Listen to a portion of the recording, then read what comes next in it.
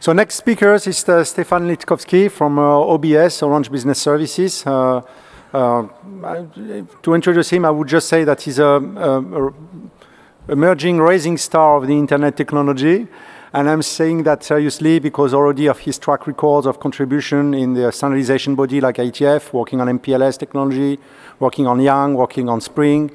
And also is the kind of person that is working with his colleagues on designing the networks that would be deployed in the next 6 months. So having such a person that can share experience with all of us, bridging standardization work with actual network deployment is, I think, a key value to all of us. Thank you, Stephane.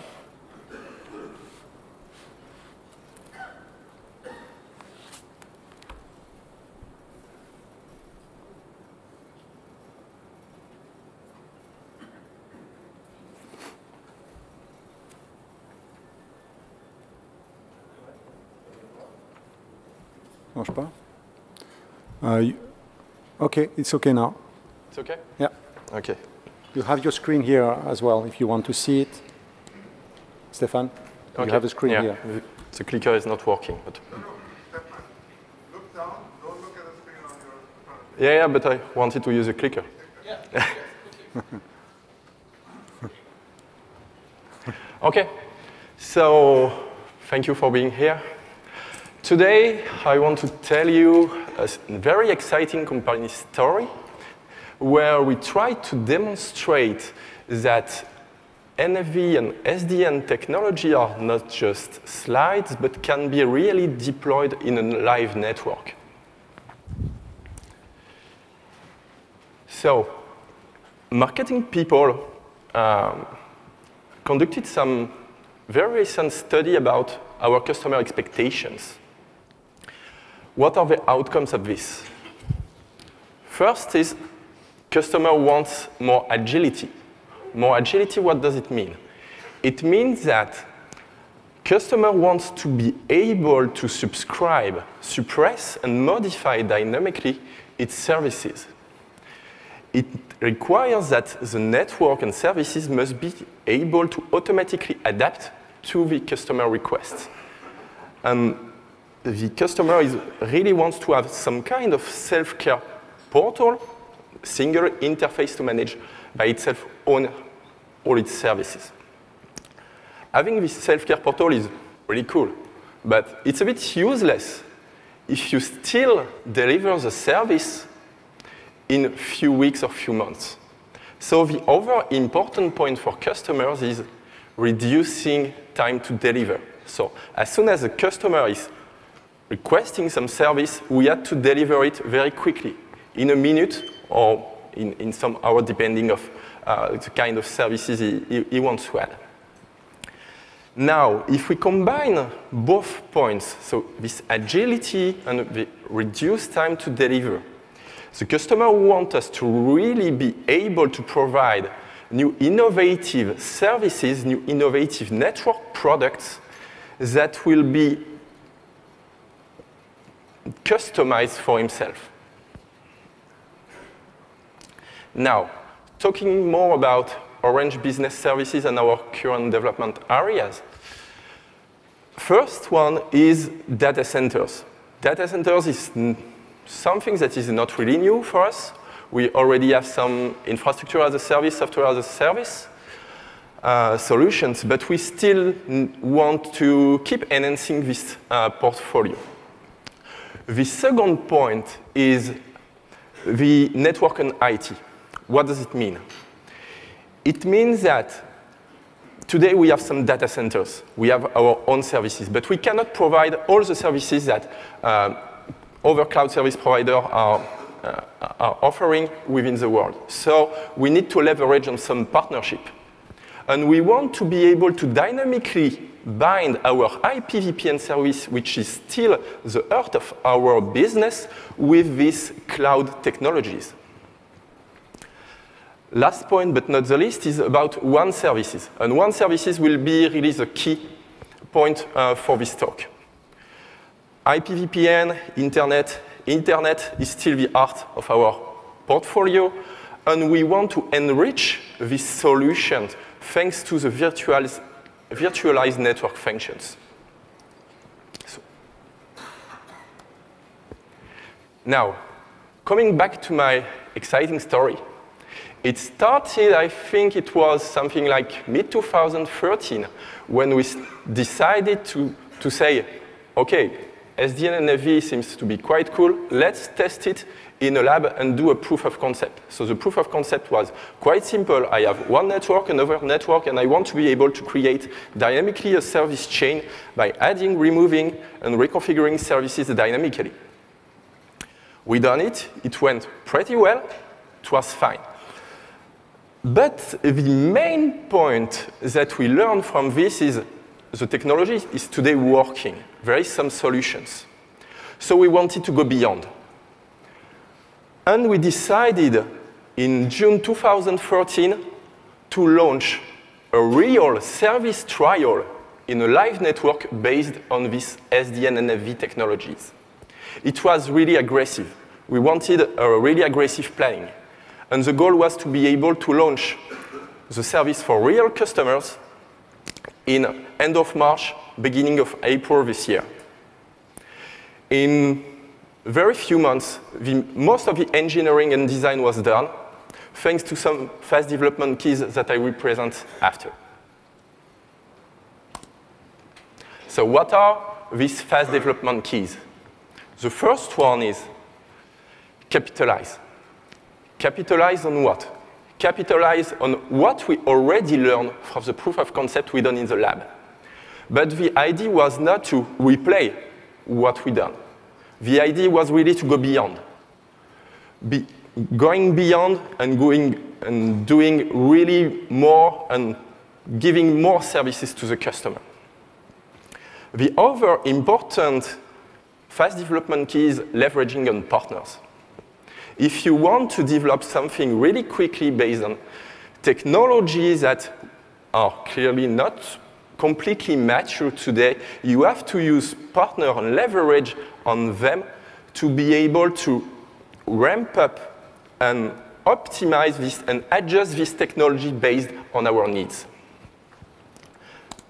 Third point is break boundaries. This is one of the most important points and challenges in the introduction of SDN and NFV. What does it mean? It means that today, when you have a big company, you have strong process, some silos that are existing. If you want to go fast, if you want to deliver services really quickly, you have to break these silos and make people that have the skills working together. So you need to take skills from IT guy working with network guys to be able to build this service really quickly. Last point, keep it simple. The service needs to be simple for the customer. But we need to keep it simple and to manage the complexity also for us. If it's too complex, it will be completely unmanageable. We need to keep it simple. Now, how does the service look like? The idea is to keep this IPVPN service in the earth, but IPVPN is no more enough. We want to add value-added services. We will have two types of value-added services. The first one will be access services.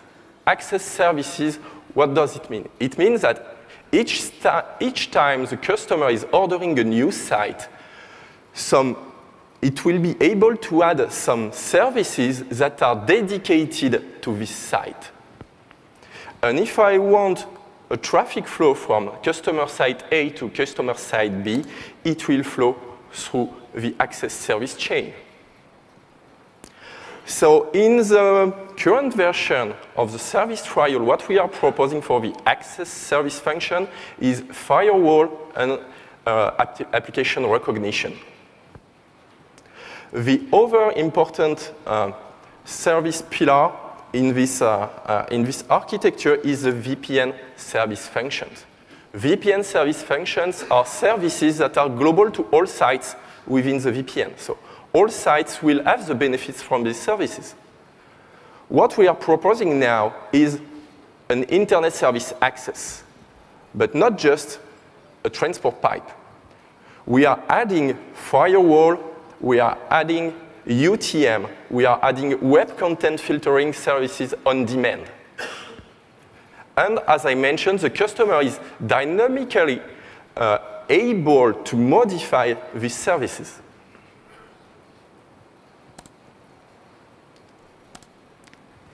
Now, this was the target architecture, but what kind of infrastructure building blocks do I need to build this infrastructure? The first one is if I want the customer to manage its services, I need a self-care portal. The self-care portal will be the interface for the customer to add, suppress, modify its services. I need also to ship some equipment to the customer site. So it will be a C router, but the C router must be quite stupid, so plug and play. The customer receives it, just plug it onto the network and it works. As the C has no real function, we need to bring these value-added services within the network.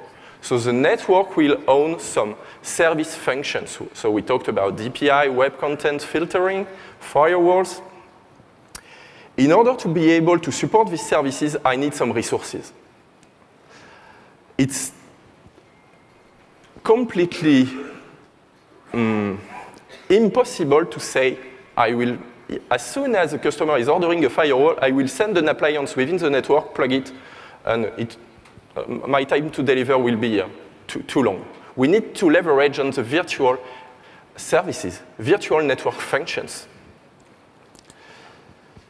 So my x86 servers will be used as physical resources for this infrastructure. But physical resources is not enough. I need to provide isolation and guaranteed resources for each service. So I need a virtual infrastructure manager, which will be responsible to slice the physical resources and allocate them to the customer service. I also need something that is able to configure these services. This will be the role of the VNF manager. As soon as the customer wants a DPI or a firewall, the VNF manager will be responsible to instantiate the VM, for example, and then to configure it. It's still not enough. I have my different VMs that could be created on this virtual infrastructure. I can configure my VM, but then I need to bind these services to the network of the customer, and I need also to be able to chain the services between them. That will be the role of the SDN controller. Now, we have different components: VIM, VNF manager, SDN controller. It's impossible to just let these boxes working alone. We need some central intelligence. It's like playing music. If you want to play a symphony, it's completely impossible to leave each instrument playing alone. You need a boss that is orchestrating things. That will be the role of the orchestration layer. Distribute the orders in a specific process that has been defined for the service delivery. Now the question is, we have a lot of boxes. Is it possible to make these boxes working together? The answer is yes. And we demonstrated it in a live network. How does it look like? So here you have, the projector is not really good, but you have a screenshot. It's not the last version, but you have a screenshot on what the self-care portal is looking. You have the ability to add services. You have the ability to create a VPN, to create a site, to create a firewall, to create a web content filtering and DPI and so on.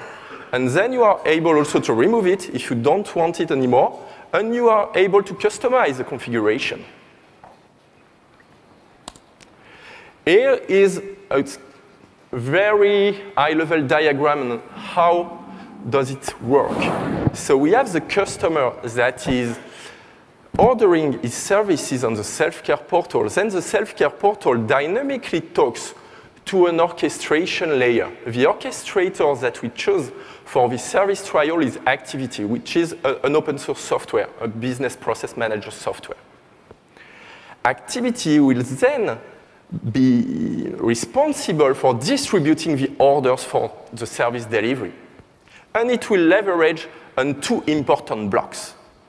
The first important block is what I call the VNF manager, which here is the UBCube product. UBCube will be really the heart of the VNF management, instantiate the configuration, instantiate the VM, suppressing the VM, and also configuring the VM on demand. The second important pillar of this architecture is the SDN controller and the virtual infrastructure manager. In this solution, the partner that we use is Juniper using the Contrail solution. Contrail is really the heart of attaching the service to the network and creating this service chain that is mandatory in this kind of solutions because we need dynamicity.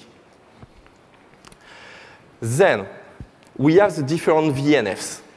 We are leveraging on two important partners for the VNF. For the DPI, we are working closely with Versa Solutions based on their experience on DPI. We are also leveraging on the Juniper Virtual SRX solutions for all the firewall and web content, the advanced firewall, UTM, and web content filtering solutions. So just take an example for, I think the animation will be quite fast. So if I want a packet to cross just the IPVPN going from the left CE to the CE at the bottom, it will use the access service chain, so crossing a first firewall, then for example the DPI, and then exiting to the IPVPN service. If I take the example of the internet service, the packet will go through the access service chain, then go to the IPVPN, then go to this internet services, so web content filtering and so on, and then exiting to the internet. In this slide, you will see a mapping on how this architecture is mapping to the Etsy model. What we can see, it's quite straightforward, in fact. As I said, the orchestrator layer is done by Activity. UBCube has a more complex role because it's doing the VNF management and also what we call the EMS, the element management system. We also have some virtual infrastructure layer, and here we are leveraging on the vRouter component of Contrail that is performing this service chaining on the compute node. For the VNF, I already talked about our partner. We are using some Debian basic firewall for the basic firewall services, Versa Networks for DPI, and Juniper Virtual SRX for more security features. What do we learn from this? A lot of things, and unfortunately I have only 20 minutes and maybe I'm already late. No, you're so fine. I will make it really fast. There are multiple angles. First, technical.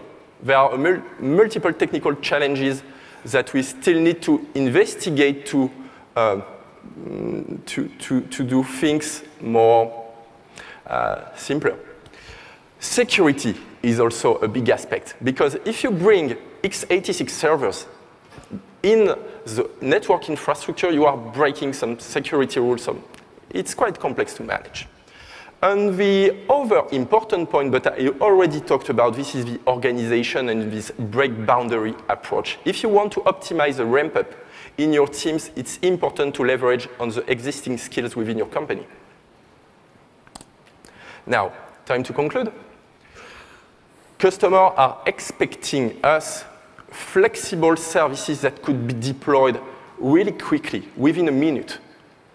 We demonstrated with this trial that It's possible to do it now on a live network. It's working. What are the next steps now for us? It's not finished. It's just starting. It's just the beginning. Based on this service trial, what we want is to learn. Learn from the customer. Are we exactly filling their expectation? If not, we will make some adjustment. We will learn also about technical stuff, security stuff, organizational stuff. It's more internal to us. And the idea after is really to enhance our commercial portfolio for all the services, Ethernet, Internet, and VPN with this leveraging on this SDN and NFV technologies. I want really to thank all our partners that have been involved in this really challenging project. So Ubiquube, Juniper, and Versa Networks. Many, many thanks for you. I want also really want to thank all people that has been involved within Orange working on this really crazy project, but it was really, really funny. And I want really to thank you for listening to me. Thanks.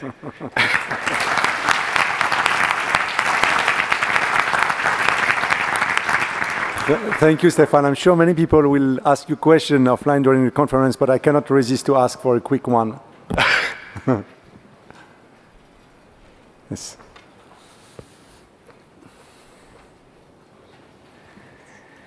If you can introduce yourself, please, and company as well. Now it's working. Gabriel Paus from IP Solutions. You were using Ubiquube as the VNF manager. Right. Were there any discussions about using the Heat project in OpenStack for that? There was some discussion internally to use it or not to use it.